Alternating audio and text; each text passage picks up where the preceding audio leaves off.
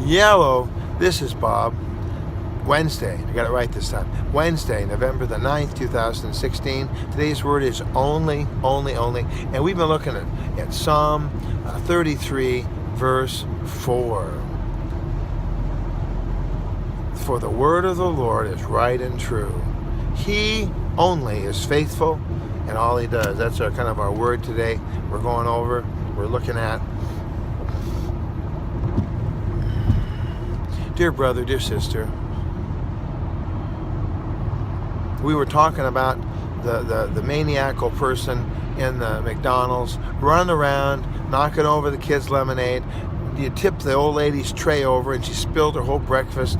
You caused all this mess and confusion because you were so worried about your hot coffee maybe might get spilled by the guy who comes in. And then it turns out they haven't even served your coffee yet. There's no coffee. There's no problem. You're just panicking before the fact. Nothing's even happened.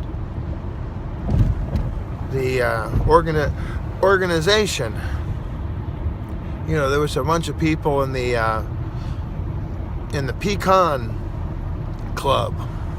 And the Pecan Club, I guess they read some article somewhere about how other pecan clubs had been sued. And so they decided that they were going to look around. And they were going to find anybody they thought might bring a lawsuit to the Pecan Club. And then they kicked those people out of the Pecan Club. And they're like, you're out, you got to go. You don't come back no more. Ray Charles, And again, they injured families, they injured children, they injured people. They caused a lot of heartache there at the old Pecan Club. Why? Because they were reacting and devastating people's lives on the basis of a fear, on the basis of something that could happen. Hey, Marge, it could happen. We could lose the whole Pecan Club. You could lose the Pecan Club. Are you going to lose the Pecan? No, you're not going to lose the Pecan Club. The Pecan Club is just fine. And to kick out, dear old Ned. Ned's been there, a member of the Pecan Club. He's been in the front row. He's been, he raises his hand every time it's time to raise the hand. He's always sings the club song just real well. And yet, somehow, Ned is considered a threat. He's a little bit nutty. Kind of appropriate, don't you think, for the Pecan Club? A little nutty, get it? So they kick old Ned out, and they tell, don't you come back here. Don't step foot on the pecan farm. Don't set foot at the Pecan Club. We don't want to even, you take your sticker off your car. We don't want to, and then on the Twitter, we're going to block you from following our grand poopah of the Pecan Club. The almighty master pecan president. You can't follow him anymore on Twitter, and then the guy who's in charge, he blocked his, and so you can't follow people on Twitter now. That'll keep us safe. That'll fix their wagons.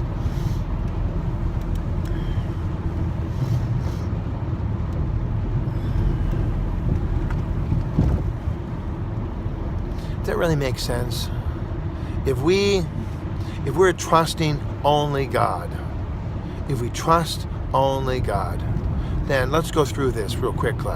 Back to the Pecan Club, where they were kicking people out. The little kids were crying because, they got their pecan little hats. They practiced for the pecan Christmas show, and it's all ruined because some jerky jerk somewhere decided, we gotta get rid of them. They gotta go. It's like, seriously? That's just so let's go to the McDonald's again and revisit the McDonald's. So there's a fellow there at McDonald's. He's been running around and knocking over people and spilling lemonade on the floor and kicking the jacks out of the way of the kids, and he's in a panic. Well, how about that person who's so upset, so concerned, they go and they open their Bible to Psalm 33, verse 4. For the word of the Lord is right and true. He is faithful in all he does. For the word of the Lord is right and true. He is faithful in all he do. There's an old commercial, 80 do. 80 do, and there was an old man, had gray hair like me do. He had a lot more hair up here though. And he was standing and go, 80 do, and they say, who comes to your home in a nice shiny 1975 Ford van? 80 do. And who can clean out your drains quicker than anybody? 80 do. And it was a funny commercial.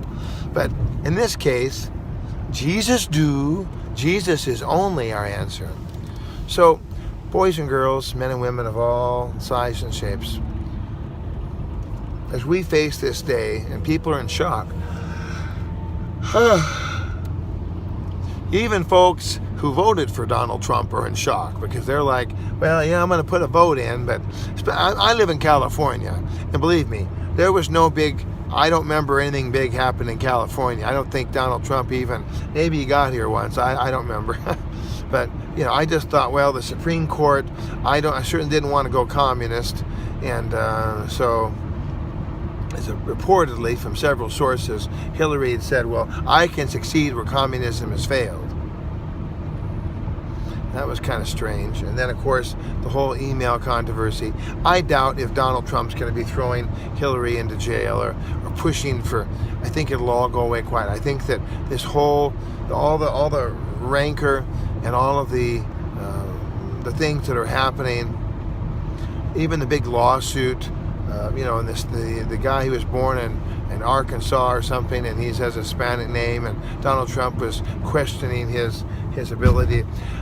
It's going to be interesting because, you know, that case, that court case, is going to go forward, and you know, whatever the penalty is, I mean, they're not going to send the president to jail, but, you know, if he has to pay a fine, he'll pay a fine. You know, if there was, you know, there's other reports that came out. I think a lot of that is just political mudslinging. People just wanting to use any means possible to destroy someone, and they have such good Secret Service. President-elect Donald Trump was saying last night that sometimes he just wants to jump up and wave at people, and then they yank him down and say, sit down. You know, so from the physical constraints, Donald Trump's done driving around. Donald Trump is done going to Trump Tower whenever he wants. Donald Trump is over. He's finished. And his life is at risk. We have to pray for the life of our president, because there's always been haters. There's people that wanted to kill every president. And with Lincoln, they were successful. John Wilkes Booth was successful.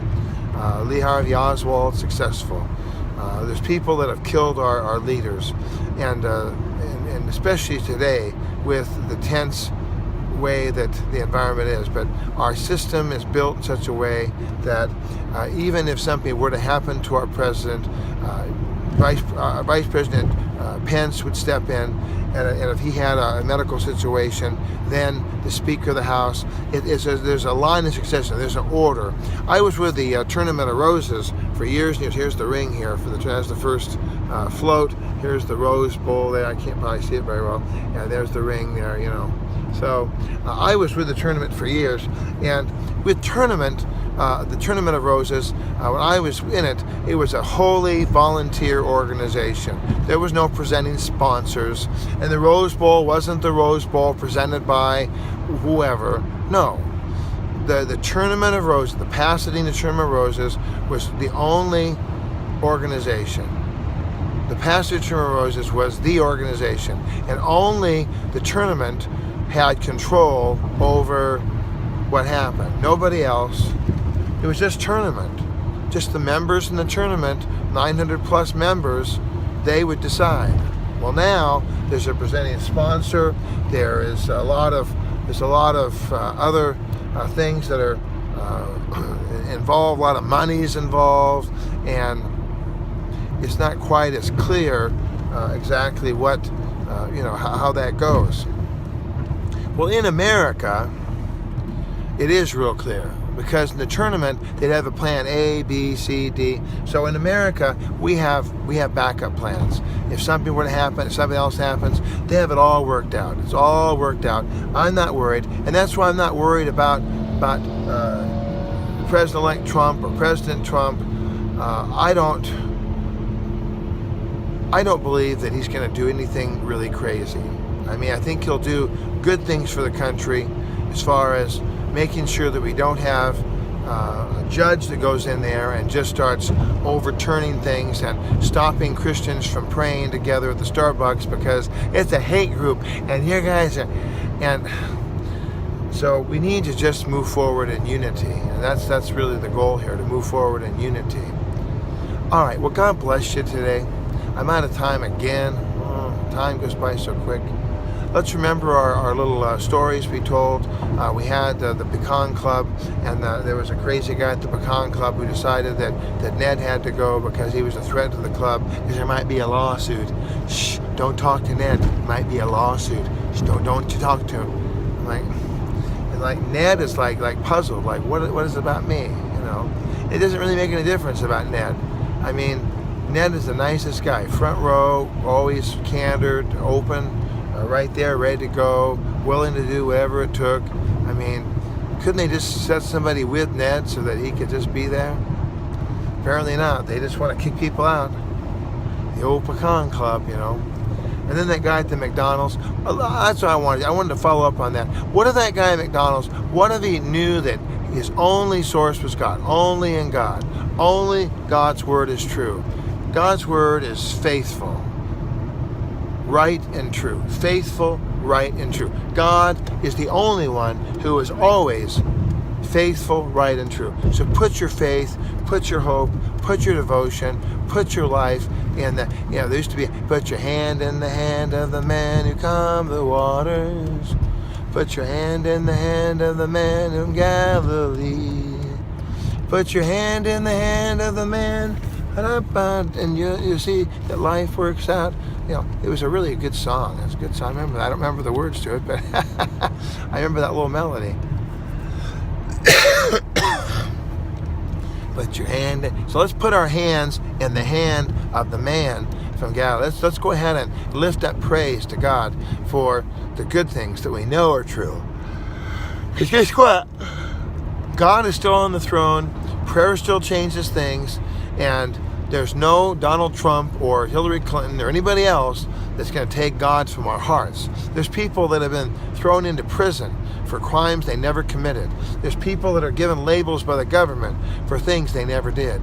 And what do we do in those circumstances? Do we just, if you're a person that's been wronged by the justice system, do you just wring your hands and just cry and give up on God and oh my, oh me, oh my? Or do you just say, put my hand in the hand of the only one from heaven? Yeah, you go ahead, you just dive into God even closer. You worship Him more. Look at Paul and Silas in the prison. They just started to worship God, and an earthquake came. Believe me, there was people that were around them. And, you know, you're a goner, Paul. You're going to die in that old moldy jail. You're never getting out of there. You know, nobody gets out of. But what is this? You thought San Quentin was bad, boy. You thought Alcatraz was bad, and there was no Alcatraz or San Quentin. This is 2,000 years ago. But I'm sure there was people that were talking like, you know, anything ever going to happen. You're never going to be. But you know what? The fact of the matter is that God came through. So I believe that God can and will come through for our country. I believe that God can and will come through and deliver us from the fears and the wrongs. And now that Donald Trump is our president-elect, he's going to have, I've heard this from multiple sources, he's going to have a humongous weight that is going to be on his life. The mantle of authority is there. And the rhetoric and the excitement and all the hoopla of running for president is over. Now he has the weight of the world on his shoulders.